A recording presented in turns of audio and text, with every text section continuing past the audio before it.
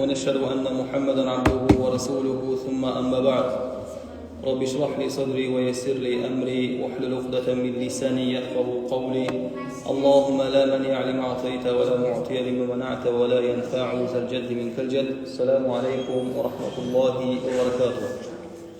Ey Nurjan balası, tinch o'tir. Bismillah. Alhamdulillah, Allah subhanahu wa ta'ala san-sanaqsiz maqtamadaqlar bo'lsin. Payg'ambarimiz Muhammad Mustafa sallallohu alayhi vasallamga san salavatlar bo'lsin. Barcha Alloh taolaning dinine ilesken adamzat balasidan Allah subhanahu wa ta'ala iki dünya yüzlerin jarıq bolawun inşallah solarning qatarında bizlerдің de yüzümüzün jarıq bolun Allah taala o'zi nasib etsin. Allah subhanahu wa ta'ala ömrümüzün sonuna şeyin olsa haq dinde bekem turumuzda soңғы demlerimiz la ilaha illallah Muhammedur Rasulullah qilib o'tuvini Allah taala barchamizga nasib etsin inşallah. Allah qilgan құлшылықтарымызды, ғибадаттарымызды, амалдарымызды, ұстаған оразаларымызды, мынау жасаған ауыл ашарларымызды, дұға тілектерімізді, тәсбихтарымызды, жалпы қылған құлшылық ғибадаттарымызды иншаллах Алла субхану тағала өзі қабыл қылған амалдардан болуын, ертең қияметте біздерге пайда беретін амалдардан болуын өзі нәсіп етсін иншаллах. Біз Рамазан айына байланысты хадистерімізді жалғастырамыз. عن سهل بن سعد رضي الله عنه عن النبي صلى الله عليه وسلم قال إن في الجنة بابا يقال له الريان يدخل منه الصائمون يوم القيامة لا يدخل منه أحد غيرهم يقال أين الصائمون فيقولون لا يدخل منه أحد غيرهم فإذا دخلوا أغلق فلم يدخل منه أحد متفق عليه. إمام بخاري إمام مسلم hadis kitaplarında gelgen bol hadiste Peygamberimiz Muhammed sallallahu aleyhi ve sellem'den Sahl ibn Sa'd degan sahaba rivayet qiladi. Ol kisi aytadi. Ani Nabiy sallallahu aleyhi ve sellem qala, Peygamberimiz sallallahu aleyhi ve sellem aytdi deydi. Inna fil jannati, bir de Peygamberimiz aytadi. Inna fil jannati baban. Jannatda bir esik var deydi. Jannatning bir esigi var. Yuqalu lahu ar-rayan, onun ati Rayan deb ataladi. Jannatda Rayan deb ataladigan esik var. Yadkhulu minhu as-saimuna yawm al-qiyamati. Qiyomat kuni ol esikdan oraza ustagan pendeler kiradi deydi. La yadkhulu minhu ahad ghayruhum. Ol esikdan odan boshqa hech kim kirmaydi. Tek qana oraza ustavchilar kiradi deydi. Yuqalu, qiyomat qayında bir jarshi chiqib qulay ayqaylaydi deydi. Ayna as-saimun? Oraza ustaganlar qayda? Ayna as-saimun? Oraza ustavchilar qayda? Ayna as-saimun? Oraza ustavchilar qayda? deb bir jar saladi deydi. Fayaqumuna, so'sin жаңағы adamlarning içinde, milliardlagan adamlarning içinde oraza ustaganlar turib, sol esikten yadkhulu, sol esikten kire bastaydi deydi. La yadkhulu minhu ahadun ghayruhum. Ol esikten, ol Rayan degan esikten mana sol oraza ustaganlardan boshqa hech kim kirmaydi deydi. Fa iza dakhalu, ularning barligi oraza ustaganlarning bari kirib bo'lgandan keyin ughliqa, ol esik jabıladi. Falam yadkhul minhu ahad, so'sin ol esikdan boshqa hech kim kirmaydi bo'ladi deb Payg'ambarimiz sallallohu alayhi vasallam Ramazon oyining orazasini ustagan odamlarga Alloh subhanahu va taolo arnoyi Rayan degan esikdan kirетін, Rayan degan qahpadan kirетін neni jannatda dayindagandigi joyinda Payg'ambarimiz Muhammad sallallohu alayhi vasallam bizga mana o'sinday bayonlaydi.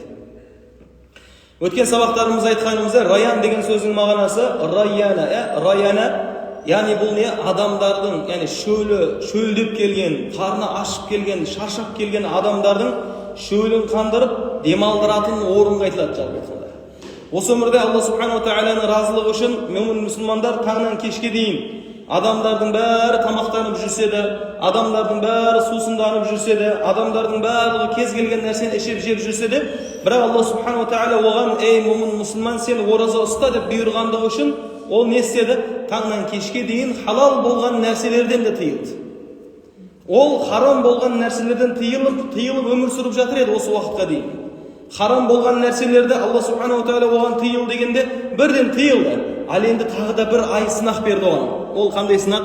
Al endi haram деген nerselerinden tıyıldım pendem.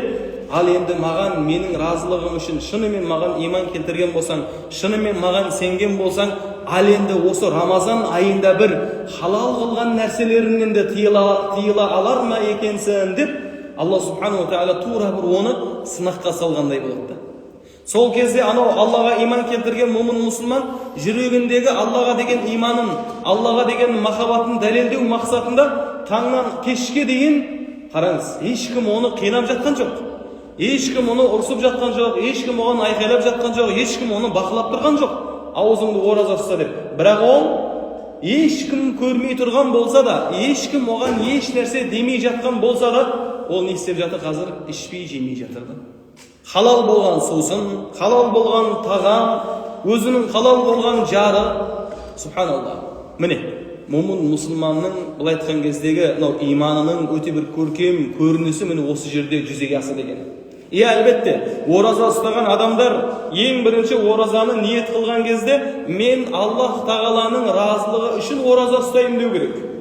Ал енді мен ақыр ашырмын ғой, ораза ұстай салайын, не болса бір жақсы бір семіріп кеткен едім, ораза айында екі желеу бір сілтеумен жаңағы осы аш жүріп аштықта болып бір кішкене азып алайын, диета сақтап жүрмін ғой, итакта мен диетамды осылай оразамен жалғастыра салайын.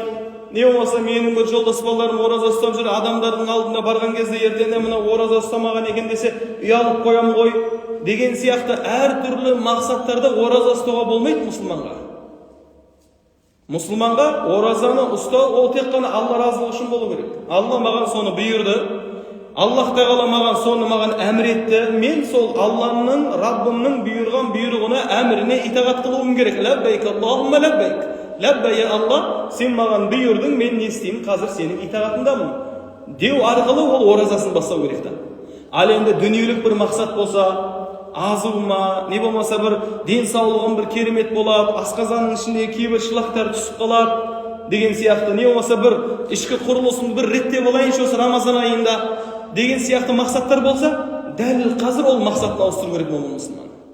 Кімде сондай Аллахтың ниет, Алла разылығынан басқа мақсаттармен ұстаған болса, дәл қазір ол ауыстыру керек оны. Алла кешір, мен байқамаппын, мен білмей қаппын. Мен сенің разылығың үшін ұстау керек болған оразаны бір дүниелік мақсат үшін істеп қойыппын. Алла деп, міне сол ниетін Алла разы болатын жақтарай не істеп алу керек? Ол бұрып алу керек екен. Қараңыз, кім Алла разылығы үшін ниетін Алла разылығына қарай бұрып алса, екі пайда табады. Ал кім дүниелік мақсатқа бұратын болса, бір пайда табады. Дүниелік мақсат қылған адамның сауабы болмайды, бірақ ол дүниелік мақсатына жетеді. Ол азиды, оның денсаулығы керемет болады, оның ішкі құрылыстары керемет жағдайға келеді. Ал бірақ ақыретке барғанда ше, ақыретте оған ешнәрсе болмайды. Ал егерде кім Алланың разылығын мақсат қылса, ақыретті мақсат қылса, ол ақыретке барған кезде біріншіден сауабын алады иншалла. Сонымен бірге осы өмірде де оның денсаулығына ол итак пайда беріп жатыр да ол. Осы өмірдің өзінде де, анау осы өмірлік мақсатты ниет қылмаған жағдайдың өзінде осы өмірінің пайдасын ол көріп жатыр. Сол үшін момын мұсылман кез келген құлшылық ибадатын тек қана Алла разылығы үшін деп жасаса, онда Алла оған екі өмірдің сыйлығын береді. Осы өмірдегі сол құлшылықтан пайда болатын жақсылықты береді, ертең қияметте сол құлшылықтан пайда болатын сауапты береді. Ал егерде бір адам Алла разылығы үшін емес, осы өмірдегі бір пайда үшін істейтін болса, онда Аллах тағала оған бір нәрсе береді. Осы өмірдегі пайдасына жетеді, қияметте ештеңе жоқ. Сол үшін де әрбір момын мұсылман бұл ораза ұстаған кезінде ең бірінші білуі керек болған нәрсе ол не? Аллах тағаланың разылығы үшін ораза ұстау керек екен. Не үшін ораза ұстау керек екен? Ең бірінші шынымен Аллах тағаланың разылығы үшін ораза ұстаса, иншалла ол пенде бұл өмірде де бақыттылыққа жетеді екен. Енді қараңыз, бұл хадистегі айтылып жатқан дүние. Ертең қияметке момын мұсылман Аллах тағаланың құзырында бүкіл пенделердің бәрі миллиардтаған адамдар тұрған кезде әркім өз-өзімен әуре болады ол күні. Ол күні ешкімге қарап отырмайды. Ешкімнің жағдайын ешкім жасамайды. Ол күні мал, дүние, атақ, абырой, мансап ешкімге пайда бермейді. Ол өмірде, ол күнде алтын, күмістің бағасы нөлге түседі. Ол күнде күш қуаттың бағасы нөлге түседі. Ол күнде атақ, абырой, мансаптың, креслоның бағасы нөлге түседі. Ешкім мән бермейтін бір пайдасыз нәрсеге айналған кезде бұл өмірдегі бүткіл нәрсе. Сол кезде сізді құтқаратын тек қана ол өмірге арналған құлшылықтарыңыз ғана болады. Alloh taolaning roziligi uchun istagan namozlarimiz, Alloh taolaning roziligi uchun tutgan o'razalarimiz, Alloh taolaning roziligi uchun bergan sadaqalarimiz, zikatlarimiz, Qur'onlarimiz, ibodatlarimiz, yaxshi amallarimiz sol kuni meni sen o'sha umrda yurgan kezingda meni o'rindagan eding, sen meni saqlagan eding, sen meni yaxshi o'zining kemelini yetkazib o'rindagan eding. Bugun mening vaqtim keldi. Men o'zimning жұмысымды o'rindayman deb Alloh taolaning oldida bizni qutqaradi, solargani bo'ladi.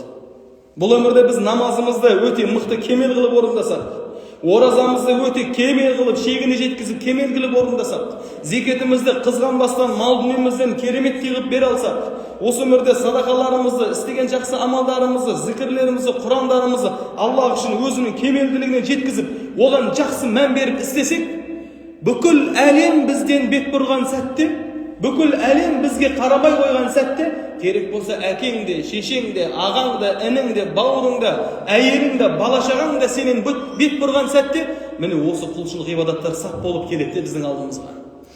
Пәленше, сен атың кім? Әділет. Әділет, сен мені 5 уақытты үзбей мешітте орындаған едің ғой, мені бүгін мен саған жәрдем берем, уайымдама деп тұрады. Оразасы келеді, әділет, сен анау класстастарың, жолдас-балдарың, бауырларың ауызы ашық болса да, су ішіп жүрген болса да, ораза ұстаған едің, уайымдама. Бүгін мен сені өзім құтқарып аламын деп сенің оразаң келеді. Әділет деп мына жаттаған сүрелерің келеді. Фатиха сүресі, Ихлас сүресі, Фалақ сүресі, Нас сүресі, Таббат сүресі. Bir para жаттағасаң, bir параң, 2 para жаттасаң, 2 параң, 30 para жаттасаң, 30 параң. Әділет, уайымдама. Бүгін біз сені құтқарамыз. Бүгін біз сенің артында тұрып береміз деп. Ана жақта салаваттарың, ана жақта зікірлерің, мешітке барғандарың, жақсы амал жасағандарың, біреуге берген жақсылықтарың, біреуге берген сәлемдерің. Құлшылық, ибадат не үшін керек білесіз ба? Осы өмірдегі барлығы бізден бет бұрған сәтте біздерді қолдап қуаттау үшін керек та ол ше. Көрдіңіз ба? Міне, момын мұсылман не үшін жасайды амалдарды? Біз не үшін намаз оқуымыз керек? Біз не үшін ораза ұстауымыз керек? Біз не үшін зекет беруіміз керек? Міне сол қияметтегі дәрежеміз үшін. Өкінішке орай қазіргі таңда адамдардың бәріне дүние қызық болды. Мынаны істесең саудаң жүреді, мынаны істесең бай боласың, мынаны істесең үй аласың, мынаны істесең бақытты боласың, мынаны істесең қатын аласың, мынаны істесең бизнесің жүріп кетеді, мынаны істесең қарыздан құтылады. Адамдардың барлығы құлшылық ғибадаттарды дүниелік мақсат үшін істеуге жаңа бұрылып қалды. Дұғалардың барлығының мақсаты сол. Мына дұғаны оқысаң былай болады, мына намазды оқысаң былай болады, мына оразаны ұстасаң былай болады. Ойбай, жаңағыдай Уақия сүресін оқысаң кедей болмасын. Ойбай, мына дұғаны оқысаң, азана дұғаны оқысаң кешке шейін бай болып кетесің. Субханаллах. Пайғамбар Мұхаммед саллаллаху алейхи вассалам қашан мұсылмандарды құлшылық ғибадатын дүние үшін арнатқан еді? Арнатқан еді дүние үшін? Осы өмірдегі мансап, осы өмірдегі атақ, осы өмірдегі абырой, осы өмірдегі ақша, осы өмірдегі үй, осы өмірдегі көлік үшін арнатқан еді пайғамбарымыз саллаллаху алейхи вассалам? Арнатпаған еді. Оның бәрінің негізгі орындау керек болған орын ол қиямет еді. Қияметте олар келіп, бүкіл әлем бізден бет бұрған кезде бізді құтқарып қалуға солар келу керек еді. Дұғаларымыз, оразаларымыз, зекеттеріміз, қажылықтарымыз, умраларымыз, намаздарымыз, құлшылық ғибадаттарымыз қияметте барлығы бізден бет бұрған кезде келіп бізді құтқарып қалу керек еді. Ал енді біз ол істейтін амалдардың барлығын осы өмірлік бір мақсат үшін істесек, ертең қияметте олар келіп бізге жәрдем береді деп ойлайсыз ба? Жәрдем бермейді. Аллах айтады ғой бізге, сен намазды өміріңде бір пайда үшін оқыған едің. Өмірге соған жеттің ба? Жеттің. Сен оразаны денсаулығым жақсы болады деп ұстаған едің. Денсаулығың жақсы болды ма? Жақсы болды. Сен қажылыққа барып келген кезіңде адамдар сені қажы деп айтсын деп барып келген едің. Адамдар сені қажы деп төрге шығарды ма? Төрге шығарды. Сен зекет берген кезде адамдар бай, мынау бай екен, мықты екен. Адамдардың алдында абыройға жету үшін зекет берген едің. Адамдардың алдында абыройға жеттің ба? Жеттің. Сен Құран оқыған кезде, керемет, мынаның дауысы керемет екен, әдемі дауыспен оқиды екен деп мақтану үшін оқитын едің. Адамдар сені солай мақтады ма? Мақтады. Енді менің алдымда сен не күтіп отырсың? Демейді ме ертең қиямет қайымда? Міне, ықылас деген нәрсе әрбір істеп жатқан амалдарды өмірлік мақсаттар үшін емес, Аллах тағаланың разылығы үшін істеуді айтады. Өмірлік бір мақсат үшін дұға қылу, өмірлік мақсат үшін құлшылық жасау, ол наданның ісі. Өйткені құлшылық ибадаттар, істелінетін жақсы амалдардың сый-сияпатын нағыз өзінің деңгейінде берілетін орын ол қиямет қана. Намаз болсын, ораза болсын, садақа болсын, зекет болсын, құлшылық, қандай құлшылық, дұға тілек, Құран оқу, оның барлығының сый-сияпаты 100% өзінің кемеліне жеткізіліп берілетін орын ол қиямет қана. Момын мұсылман бұл амалдардың барлығын міне сол қияметте жүзі жарық болу үшін істеу керек болады.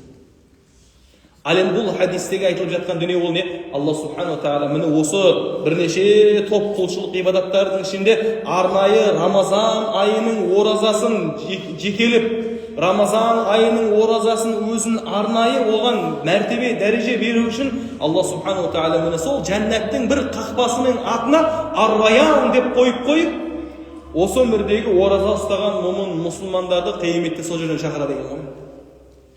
Пәленше, түгелімше деп.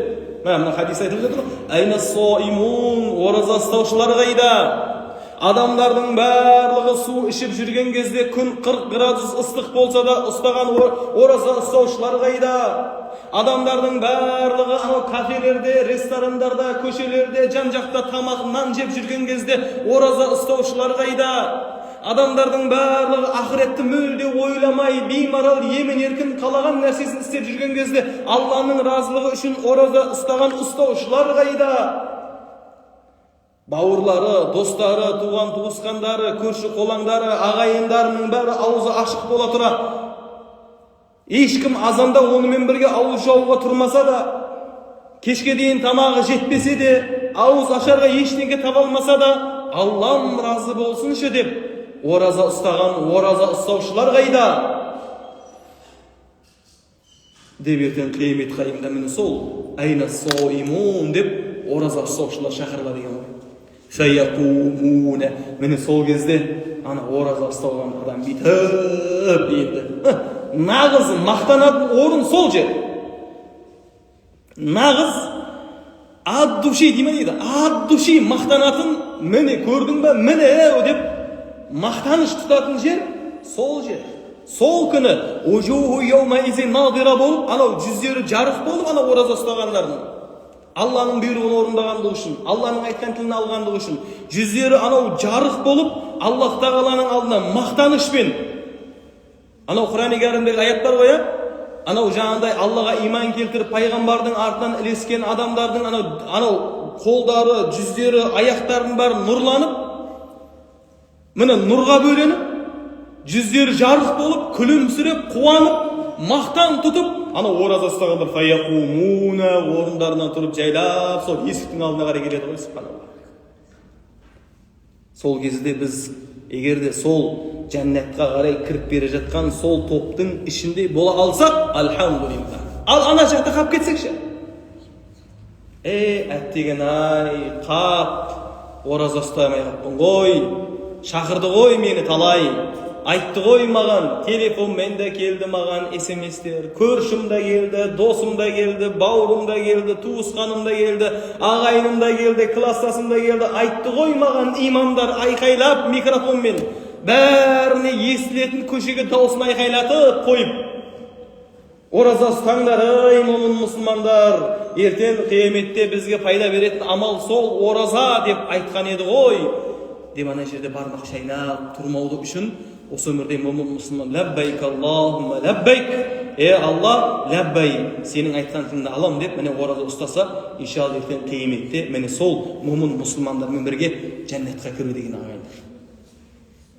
Пайғамбарымыз саллаллаху алейхи ва саллям бұл хадис тағы бір керемет нәрсе, ла ядхулу минху ахадун гайрухум. Ол есіктен ораза ұстаушылардан басқа ешкім кіргізілмейді дейді. Қараңыз, арнайы ораза ұстаған адамдар үшін Аллах тағала арнайы жәннат дайындады деген сөз ғой ол. Жәннаттың ішінде арнайы дәрежелер дайындады деген сөз ғой ол. Арнайы есігін дайындатқаннан кейін есіктің ішіндегі нәрсені басқалармен бірдей қыла ма? Өзіңіз ойлаңыз, іштің бәрі бірдей болса да есік басқаша болса, не айырмашылығы бар оның? Есік басқа ма? Значит, оның іші де басқа. Есіктің дәрежесі басқалардан биік болып тұр ма? Ондай болса, оның ішіндегі нәрселер де басқалардан биік болады. Ол есіктен кірген адам, ол есіктен кірамаған адамдар алмаған нәрселерді алады. Ол есіктен кірмеген адамдар, ол есіктен кірген адамдар көрген нәрсені көре алмайды. Сол үшін Алла субхану тағала арнайы Раян деп атын қойып, арнайы есігін қағып, арнайы соны дайындаған да оның ше. Ал енді Субханаллах, Алла субхану тағала бізге сонша бір өте үлкен мүмкіншіліктер берсе дағыны, біз мына өмірде бір жаңағы нәпсімізге беріліп, азғантай ғана уақытымызды Аллах үшін ораза ұстай алмасақ. Сонда бір сұрақ туындайды ғой. Аллах тағала емес пе еді сол тағамды беріп жатқан? Алла емес пе еді сол сусынды ішкізіп жатқан? Алла емес пе еді сол ауаны жұтқызып жатқан? Алла емес пе еді сол жүректі қақтырып жатқан? Алла емес пе сол асқазанды істетіп жатқан? Алла емес пе мынау әлемнің бәрін басқарып, игеріп, саған бағынышты етіп қойып тұрған? Сол Аллах үшін бір күн аш жүруге тұрмады ма сонда? Әшейін бір, анау көшеде братандар болады ғой, әшейін братандар. Сол братан үшін өліп те кетіп жатыр ғой жігіттер. Сол братандар үшін көшеде өліп те кетіп жатыр ғой, мәселенше. Братан сен үшін деп 20 жыл мойнына арқалап те кетіп жатыр қанша адамдар. Бір бай үшін, әкім үшін, басшы үшін, анау бір ақша үшін қанша адамдар өмірін басқа жаққа қарай өзгертіп, бұрып та жіберіп жатыр ғой. Аллах үшін бір күн ораза ұстай алмау деген нәрсе ол қасірет немене еді. Ол братан саған не берді? Ары барса, братчика деп айтты да сеніңше. Аллах тағала саған бәрін нәрсені берді ғой. Аллах тағала бүкіл сендегі бар нәрсенің барлығын берді емес. Енді айтыңызшы маған. Осылайша бұл өмірде Аллах тағаланың бұйрығын орындамай, Аллах тағаланың айтқан тілін алмай, Аллах тағаланың құлшылығын орындамай, Аллах тағаланың оразасын ұстамай, Аллах тағаланың намазын оқымай, Аллах тағаланың ғибадат құлшылығын жасамай, ертең сол Алланың алдына барған кезде Аллах басыңызды сипайды ма? Сипайды ма басыңызды? Маладес, керемет, әдемі деп разы болады ма сізден? Бұл өмірде өзіңіздің бүкіл жағдайын жасап беріп жатқан ініңіз айтқан тілін алмаса, желкесінен бір қысып алып жатсыз ғой өмірде. Аллах тағала ертең қияметте енді сіздің басыңыз тие алмайды. Сол үшін де біздер момын мұсылмандар осы өмірде Аллах тағала біздерге бір нәрсені бұйырды ма, значит оның артында біз үшін қайыр бар. Өмірлік қайыр бар және ақыреттік қайыр бар. Міне бұл хадисіміздегі айтылған дүние ол не? Ертең қиямет қайында сол жарысы шығып айқайлайды екен. Айна соймун, о адамдар, ораза ұстаушылар қайда? Сол ораза ұстаушылардың бәрі тұрып, міне сол жәннаттағы Раян деген есіктен кіреді екен. Аллах тағала біздердің де міне сол жәннаттағы Раян деген есіктен кіруіміз нәсіп етсін. Wa akhiru da'wana anil hamdulillahi rabbil alamin. Subhanaka Allahumma bihamdik, ashhadu an la ilaha illa anta astaghfiruka wa atubu ilayk bi rahmatika ya arhamar rahimin. Amin. Allahu akbar.